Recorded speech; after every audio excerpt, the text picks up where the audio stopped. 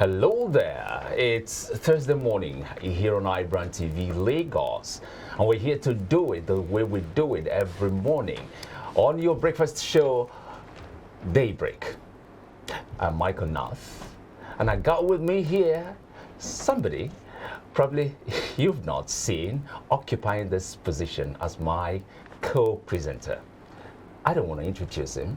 I'll leave the introduction entirely to him. Hello. Well, thank you for, it's good to be here, Michael Nath. Thank you so much. You're warmly welcome. Yeah, thank you so much. And it's good to be co-hosting this Thursday's edition with you. And there is no doubt there isn't going to be any different from what we have always had here. I mean, talking about the fun and the pleasure that go with the show. With you around. Yeah. Once again, you're warmly welcome. Thank you so much. Well, for viewers, thank you for joining us. This is iBrand Daybreak, and of course, the program is going to be interesting. My name is Franco Manape. It's good to be doing this with you, Michael Knight. Thank you, Michael. Okay. All right. As usual, we'll be having the news update. The topic for discussion today, but it's going to be a very interesting one, and social media buzz will bring up the rear on the show. Frank, you've got the news. We can kick off from there. Yes, let's get started with some of the headlines that we have for you. The first one says the state government, in the 10 grounds of appeal dated September 13, informed the Supreme Court that it was dissatisfied with the decision of the appellate court delivered on Friday last week.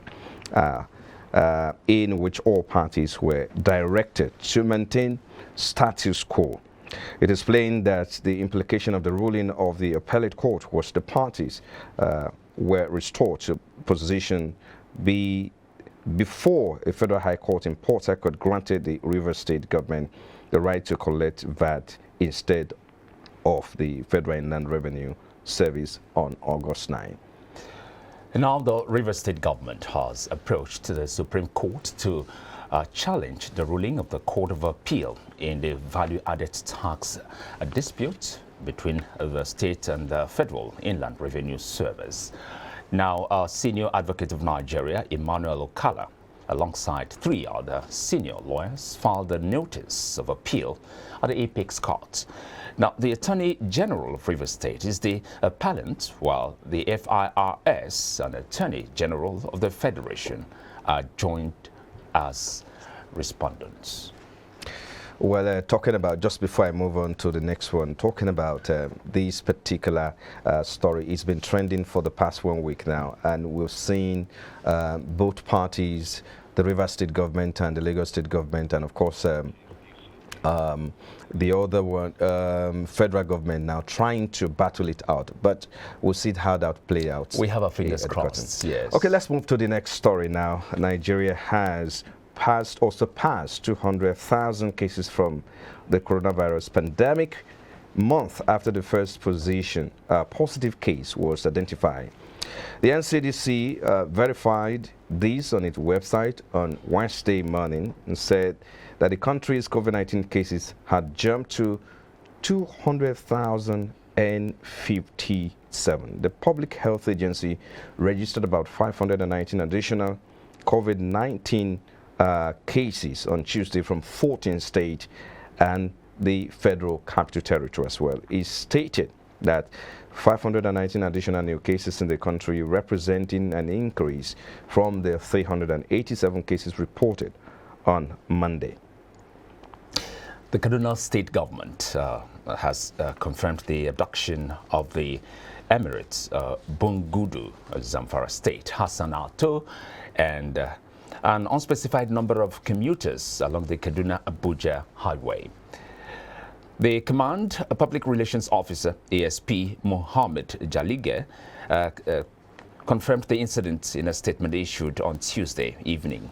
Jalige reports said reaching the command indicated that the communities were intercepted by the bandits, and they fired into the crowd before abducting their victims. He said the operatives of the command were dispatched to restore order in the area, as a result of which an officer was killed. All right, let's move on to the next one. Outside Nigeria, South Korean military has confirmed that North Korea has fired 2 ballistic missiles off its coast. Japan also reported an object was fired and that it may have been a ballistic missile. Japan's Prime Minister Yoshihide Suga has called the launch as malicious, saying it threatened peace and security in the region. And it also says that the weapon test North Korea has carried out its first of its kind, which has been a cruise missile as well. Let's wrap it off from me here. Okay, that's the way it's been on the news updates. At this juncture, we're going to take a breather. When we come back, we'll bring you some headlines in some of today's Nigerian dailies. And we're going to dish it all out at the right time. Directly, we're back from this break. Stay with us.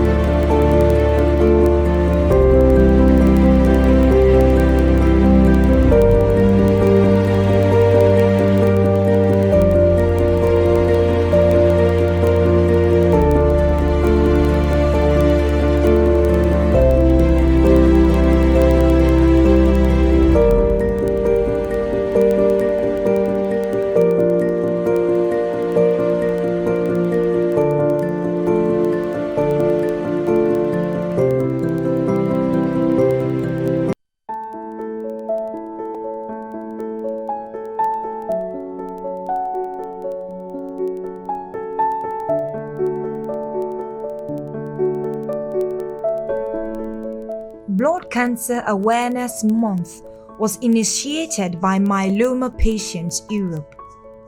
Every September, the world creates awareness on blood cancers. In Nigeria, 1 person is diagnosed with blood cancer every hour, every 20 minutes in United Kingdom, and every 3 minutes in the United States of America. Blood cancers affect blood cells and bone marrow, the spongy tissue inside the bones where blood cells are made. These cancers change the way blood cells behave and how well they work. In 2020, over 12,000 new cases of blood cancers were recorded in Nigeria. In that year, blood cancers contributed to about 12% of cancer deaths. Leukemia, myeloma, and lymphoma are the most common types of blood cancers. People who have leukemia make a lot of white blood cells that cannot fight infections. It starts when the DNA of a single cell in the bone marrow changes and cannot develop or function normally. Getting easily tired, little energy, weakness, pale skin tone, fever, easy bruising and bleeding, nosebleeds, bleeding gums, tiny red spots in skin, swollen lymph nodes in the neck, underarm, groin or stomach, enlarged spleen or liver, frequent infections. These and many more are symptoms of various types of leukemia. The risk factors for blood cancer are not fully understood, though it is believed that blood cancers develop from a combination of genetic and environmental factors. smoking, radiation exposure, and exposure to chemicals such as benzene have all been linked to increased risk of some types of blood cancers. Epstein-Barr virus, HIV, and human T-cell lymphoma or leukemia virus infections are also risk factors for developing lymphomas and leukemias. According to the National Cancer Institute, amongst patients diagnosed with leukemia, 94% death rate occurs in Nigeria, meaning that only 1 out of every 20 Nigerians with leukemia survive. This is not a call to fear, neither is it a call to panic. Rather, it is a call to awareness. Live well, eat right, exercise regularly, be watchful of signs and symptoms, and most importantly, run regular checkups. Early detection is the best way to fight cancer.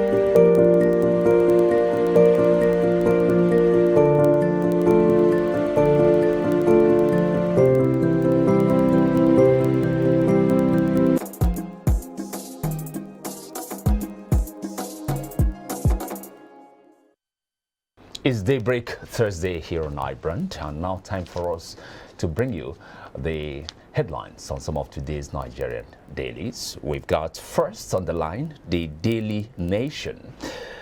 The screaming headline there for Rio loot, sports minister faces jail. Let's move up. Did you default on second jab? State is coming for you. Downwards now, we have hardliners holding the Big Four hostage. Frank, what have you got? All right, let's move on to the Nation newspaper here. The mass headline there says UNICEF attacked scare 1 million kids from schools. Ondo borrows to pay wages, says Akeredolu. A Nigerian airstrike kills 10, injures 20 in Yobe. President warns on Yoruba agitators, IPOB alliance. Inflation drops to 17.01%. And finally, on the front page of the Nation, Lagos Outer Road repairs for completion in December. Well, and that's all from the front page of the Nation newspaper. We now continue with the Nigerian Tribune. We got quite a lot here. Federal government states FCT owed 35.5 trillion naira by June 2021, with riders there working to formalize 10 trillion naira CBN overdraft. Economic realities forced us into borrowing to pay salaries. Akeredolu. External borrowings for benefits of Nigerians. APC replies PDP. Moving upwards now, we got stamp duty. Malami Rights Governors says no recoveries since 2016. After 23 years, Southwest set to produce PDP chairman. And Southeast Caucus lawmakers seek soft landing for Kanu. The other parts of the paper: Uniben cancels 20,000 naira late registration fee. VC apologizes. Edo governor bars unvaccinated civil servants, visitors from secretariat. Oshun Akwa Ibom governors sign anti-open grazing bill into law. Now, 1 million Nigerian children to miss school resumption due to insecurity. This is coming from UNICEF. Last, and of course not the least by any means, leave allocation formula. Focus on improving IGR. IMAFC tells states and local governments. All right, the next one now is The Guardian. Let's run through The Guardians quickly. The big screaming headline there: "We will judge you by the company you keep." That's coming from the federal government, as federal government warns Southwest agitators. DMO alerts on default as debts hit 35.5 trillion naira. Food prices defy inflation control measures despite rate decline. And this one says, Jonathan yet to join APC, Nabrea insist. Well, I think that's the much you can take from the Guardian newspaper. We got next on the line, The Punch. National Assembly defends Buhari loan plan. APC PDP clash. Moving upwards, Nigeria piles up 2.36 trillion naira debt stock in 3 months. NIS says orderly on EFCC watch list as ex-governor sues immigration. Southern, different. ISWAP, that's the swap. Frank, you can come in there. Well, I think...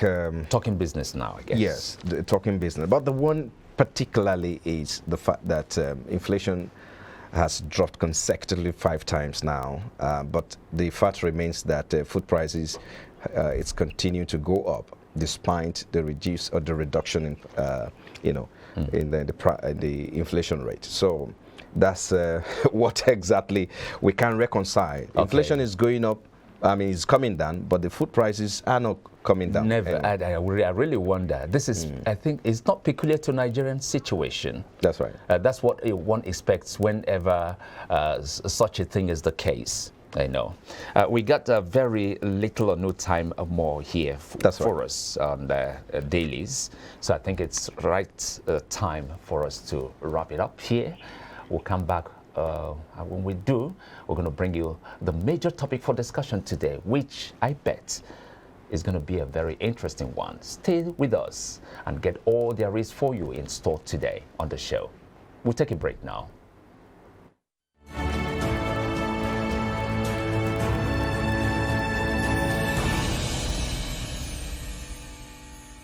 Actually, when you are talking of VAT, it's value-added tax. Yes. It is tax that you tax on consumptions and all other things like that.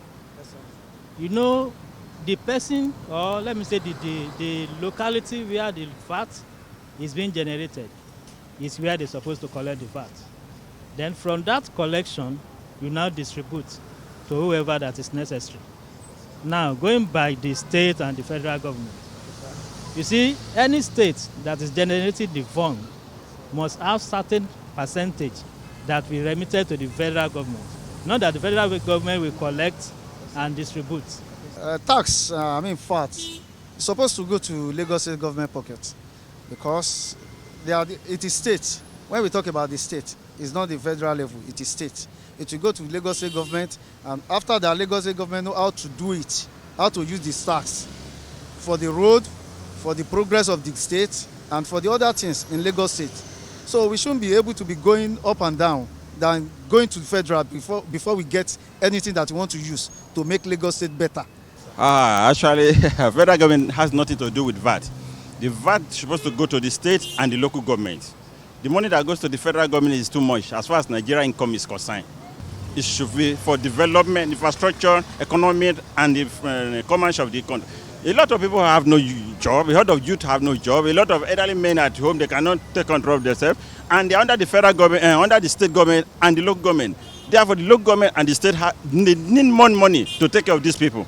On my own suggestion and my own opinion, I believe the government should allow each state to manage their own VAT, to plan upon it for their states.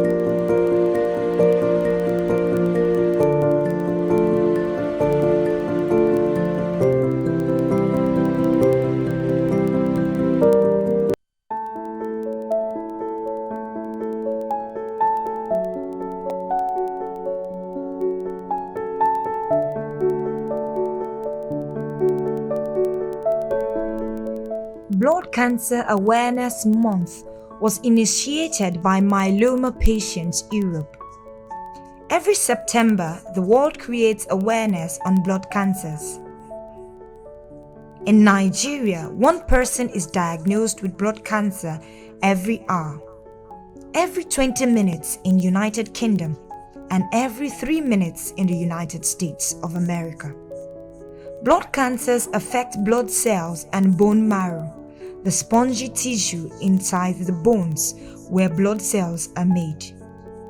These cancers change the way blood cells behave and how well they work.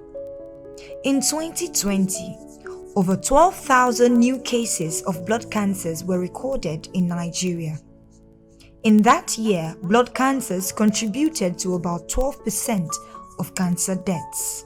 Leukemia, myeloma, and lymphoma are the most common types of blood cancers. People who have leukemia make a lot of white blood cells that cannot fight infections. It starts when the DNA of a single cell in the bone marrow changes and cannot develop or function normally. Getting easily tired, little energy, weakness, pale skin tone, fever, easy bruising and bleeding, nosebleeds, bleeding gums, tiny red spots in skin, swollen lymph nodes in the neck, underarm, groin or stomach, enlarged spleen or liver, frequent infections. These and many more are symptoms of various types of leukemia. The risk factors for blood cancer are not fully understood, though it is believed that blood cancers develop from a combination of genetic and environmental factors. Smoking, radiation exposure, and exposure to chemicals such as benzene have all been linked to increased risk of some types of blood cancers. Epstein-Barr virus, HIV, and human T-cell lymphoma or leukemia virus infections are also risk factors for developing lymphomas and leukemias. According to the National Cancer Institute, amongst patients diagnosed with leukemia, 94% death rate occurs in Nigeria, meaning that only 1 out of every 20 Nigerians with leukemia survive. This is not a call to fear, neither is it a call to panic. Rather, it is a call to awareness. Live well, eat right, exercise regularly, be watchful of signs and symptoms, and most importantly, run regular checkups. Early detection is the best way to fight cancer.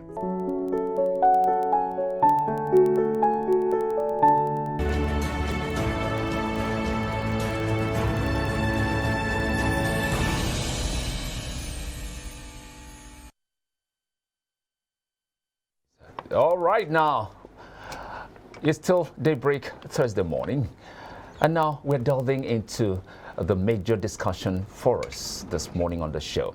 Over the past few months, Nigerians have been engrossed with salacious paternity stories. After many years, men suddenly realized that children from their wives, regarded from birth as their biological children, were products from other men. It is not just a simple tale of unfaithfulness here. Instead, it is a deadly combination of adultery, betrayal, shock, shattered dreams, regrets, and a turbulent future. This is the reality of paternity fraud. Take it or leave it. Now, reports have it that Nigeria has the second highest rate of paternity fraud in the world. That's after Jamaica. According to the American Association of Blood Banks, globally, a third of all men are not the actual fathers of their presumed children. Many men have been unknowingly raising children that are not theirs. And to curb the trend, there have been calls for the introduction of mandatory DNA testing at birth.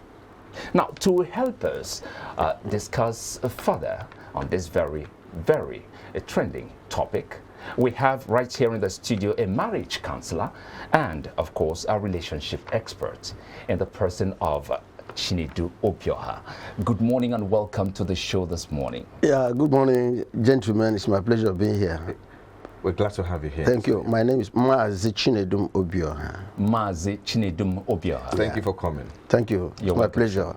My pleasure having me. All right. Now, adultery and sexual immorality are now becoming the norm rather than the exception. Now, taking care of the child and tracing that's the origin of its paternity, which one should take precedence over the other? Thank you for having me. Thank you once again. It's my pleasure being here. I want to sincerely apologize for my inability to be here.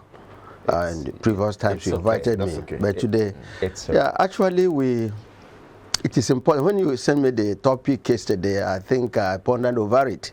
Well, it is necessary for us to discuss this at length. Okay. Unfortunately, we have seen ourselves in a situation that you happen to find a child that you brought up from childhood to adolescence.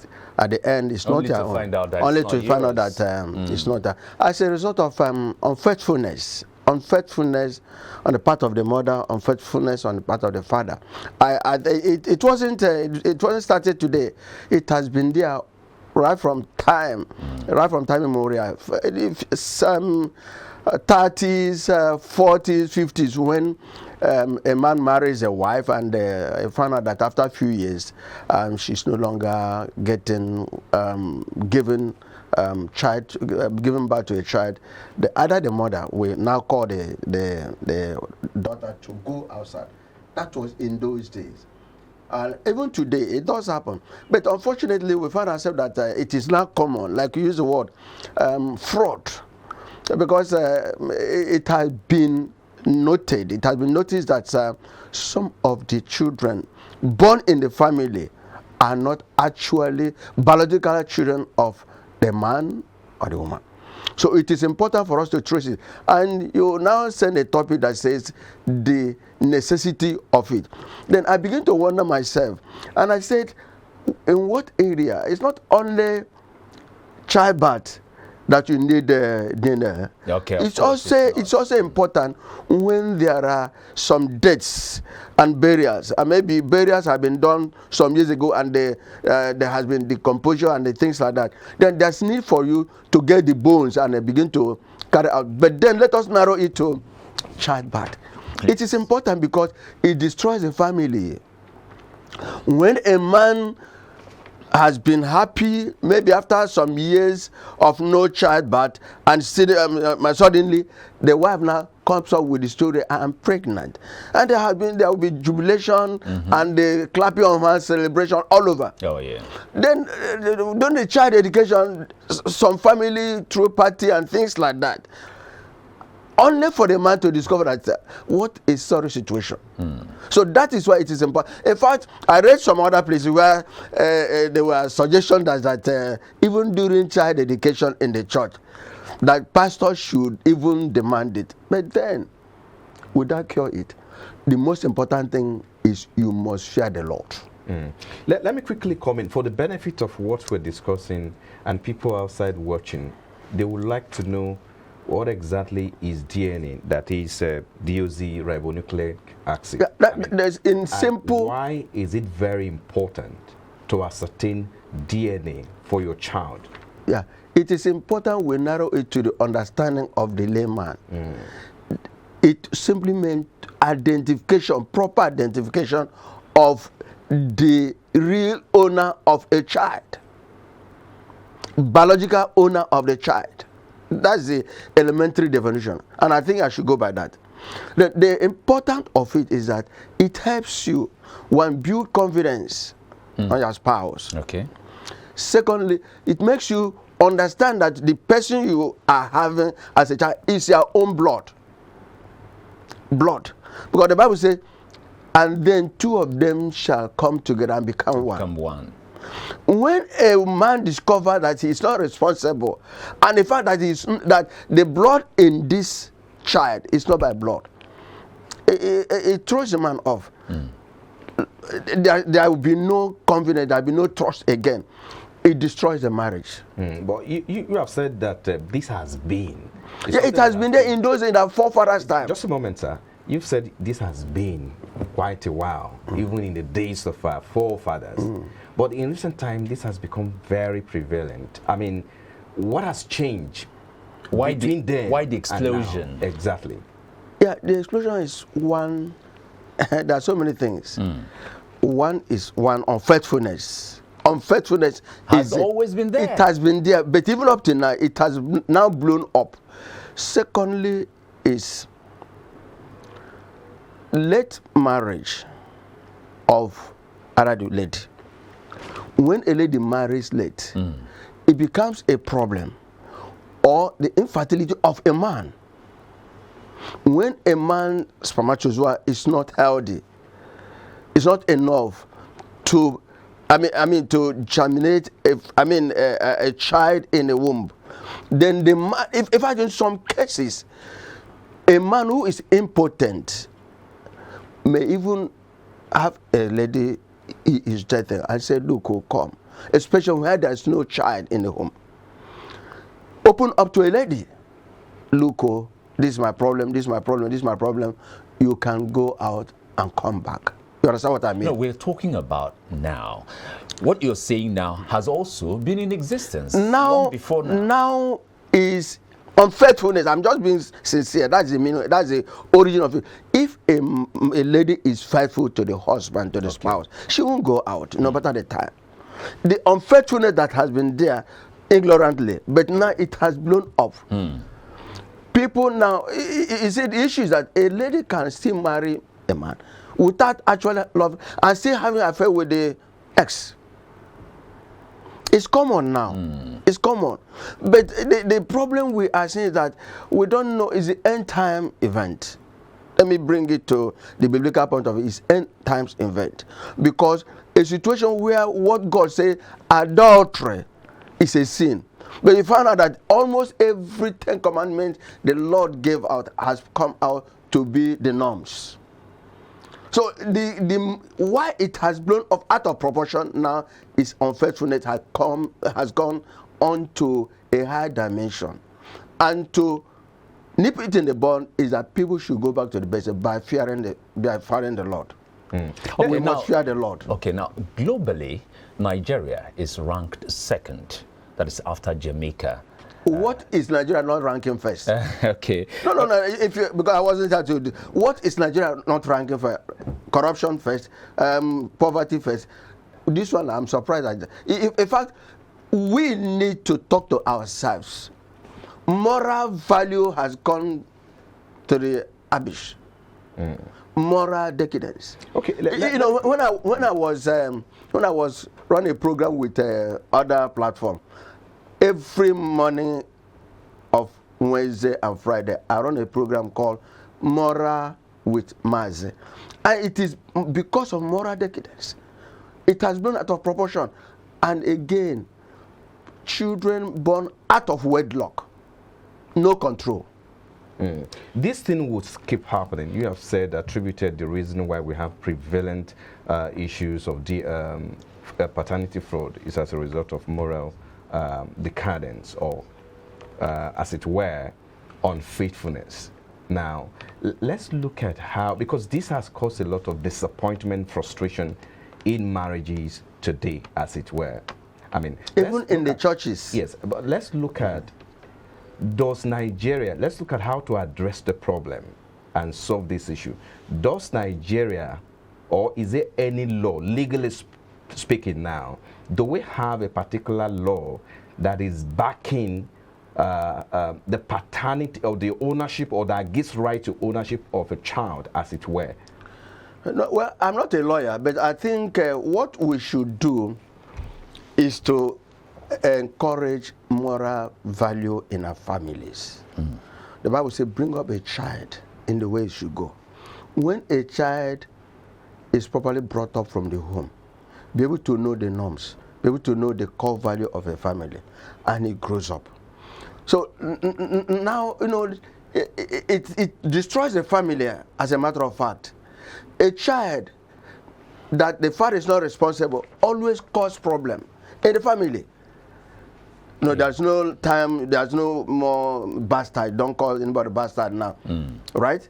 But these people born out of the proper wedlock has been a thorn on the flesh of people, the real biological people, biological sons of the family. They've always caused problem. I can give an example here. So to narrow it and to bring it to a logical conclusion, if there's any way, is to go back to our base, back to our family. Family is key. Family is important. It's family that makes society, family that makes church, family that makes everything. Begin to talk to your children, especially your upgrowing young girls. Begin to talk to them. Immorality everywhere. You are bringing into a light. Call it immorality. Immorality is everywhere now. You see some young ladies going naked in the name of fashion. I think you know that. Going naked in the name of fashion. And in the campuses, you have had sex for marks or marks for sex, something like that. It has been the order of the day. The only thing is that be like the biblical, who says, I will not eat, Daniel, I will not eat the king's meat. I will not do that. Your body is not for market. You don't say your market, it's your body. Because your body is the temple of the Holy Spirit. Be you not defiled. When you defile your body, the Holy Spirit says, the Bible says, you have destroyed the Holy Spirit, and the Lord will destroy you. So our family is important. You have to train up a child. Bring them up in the nurture and fear of God, so that they can fear God, so that they be able to know that there's a time of waiting. When you get married, there's a period of time waiting. And again, some people, out of curiosity, out of not being patient, 1 year, 2 years, let me go and try outside. That's the problem of it. In the course of your interactions with, I'm sure you've been counseling some people, or you've interacted with a lot of people who have these problems, or who are going through heartbreaks or disappointment, suddenly woke up, maybe because they suddenly woke up one day and they discovered that the child that they have, or they've been nurturing, you know, it's not theirs. I mean, how do you advise them to handle this kind of situation? It has been a problem. It's not easy, my dear. It is not easy. But then you look at the commandment of Jesus Christ, say you must forgive. The woman caught in adultery, in the real act of it, the accusers brought her. I said, we caught her in the main act. What do you say? There's something of it that forgiveness is important. But it takes the grace of God. I'm just talking as a counselor. I'm not talking as an elder in the church. I'm not talking as a moral being. It's not easy. It takes the grace of God for a man to discover that this child is not my biological child. It takes the grace of God. But then, coming to the biblical point of it, the only permission Jesus Christ gave for you to put away was adultery. But then, he said Moses gave that command because of the hardness of your heart. But he who made them in the beginning, it was not so. So forgiveness has to play. No, practically speaking, just a moment. Practically speaking, sometimes when you counsel these people and you tell them forgive, it's usually not easy, like you said. But do we have a center? In the course of your interaction or advocacy services that you carry out, do we have a center really that can actually address that kind of challenge in Nigeria at the moment, where one can walk into and say, look, I want to actually solve this problem? Yeah, you have to meet a counselor, either a pastor or some marriage counselors. But pastors are not, pastors are not, just a moment, the reason why we're taking this discussion this way is especially for people who are watching, that some things are not applicable, but sometimes these pastors are not counselors. They are not trained counselors. And some pastors are trained. Most pastors are not trained counselors. Spiritually they have that. But when it comes to applicable or application of practical things, they really are not trained in terms of counseling people like that. We have counseling. In other clients, you have people who have been trained. You have therapists, you have trained counselors like that. These things are not applicable. So that's why I was asking, do we have, maybe in your research or in the course of your interaction, do we have a center where one can walk into and say, okay, this is a challenge I'm having? Like in other climes, you have a problem like that. You walk into a center, you solve the problem immediately. Do we currently have a center like that? Yeah, we have one particular person, Abakuba. Yes, Abakuba, I think I have it. He does something like that. I can't remember his center, but I can give his number.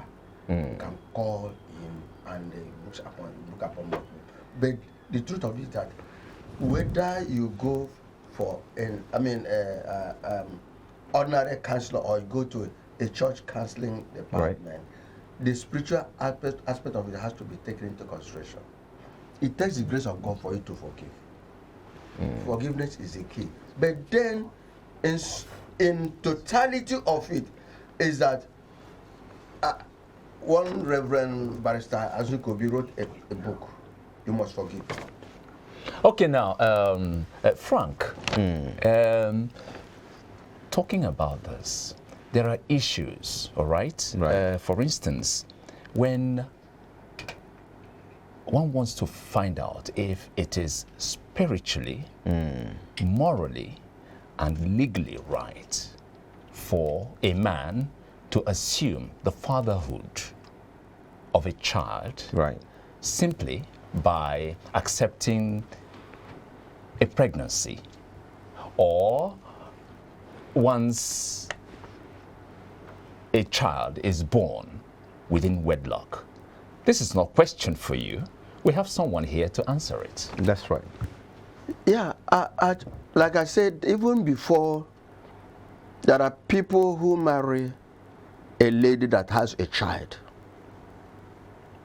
out of wedlock. Okay. And it takes understanding. That is why when you are getting married to anybody, you have to open up.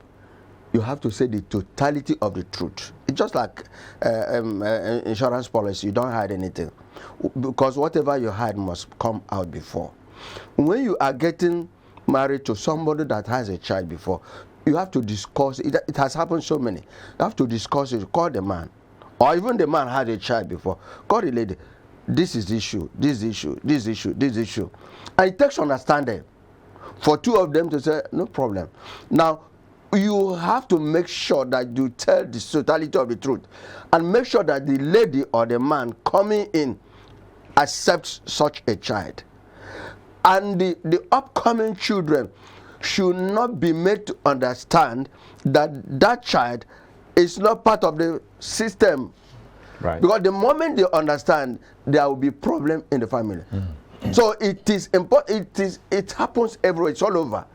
It's all over. So the moment a man has a child before getting married to another person, okay, or a lady has a child before coming, okay, at the initial point, tell the truth.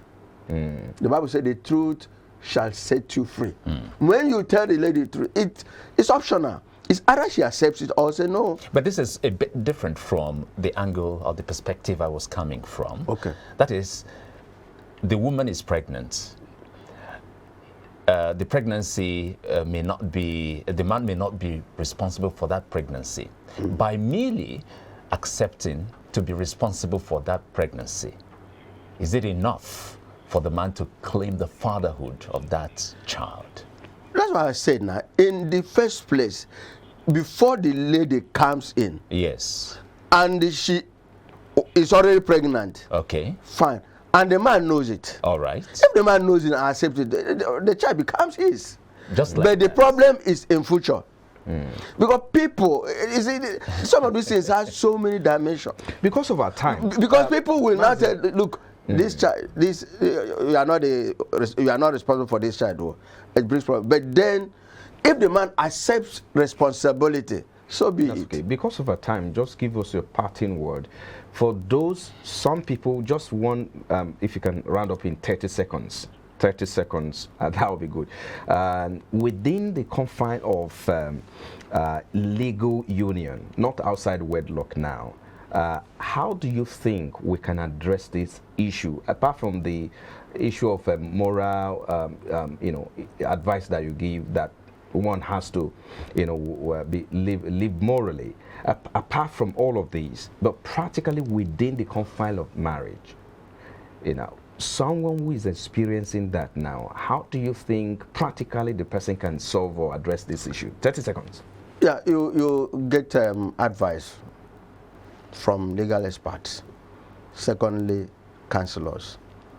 Then you go to God in prayers. Whatever God tells you to do. The most important thing, carry God along. Thank you so very much. We've been talking with Chinedu Obioha, Mazi Chinedu Obioha, marriage counselor and relationship expert. You've heard it all there from the expert himself. We know that this very issue is very common in this society. Now, if you find yourself in this situation, he's already given you pieces of advice, the steps to take, embark on any of them. And we hope everything is going to work out fine for you. We'll have to take a break now. When we come back, we'll do a little more thing before we round off the show. Stay with us.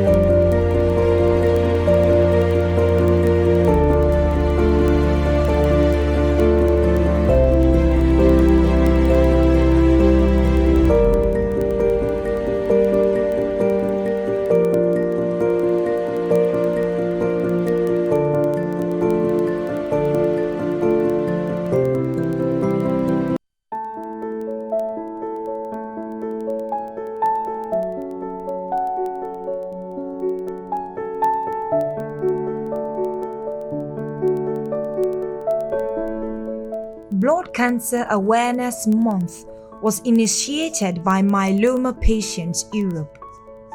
Every September, the world creates awareness on blood cancers. In Nigeria, one person is diagnosed with blood cancer every hour, every 20 minutes in United Kingdom, and every 3 minutes in the United States of America. Blood cancers affect blood cells and bone marrow, the spongy tissue inside the bones where blood cells are made. These cancers change the way blood cells behave and how well they work. In 2020, over 12,000 new cases of blood cancers were recorded in Nigeria. In that year, blood cancers contributed to about 12% of cancer deaths. Leukemia, myeloma, and lymphoma are the most.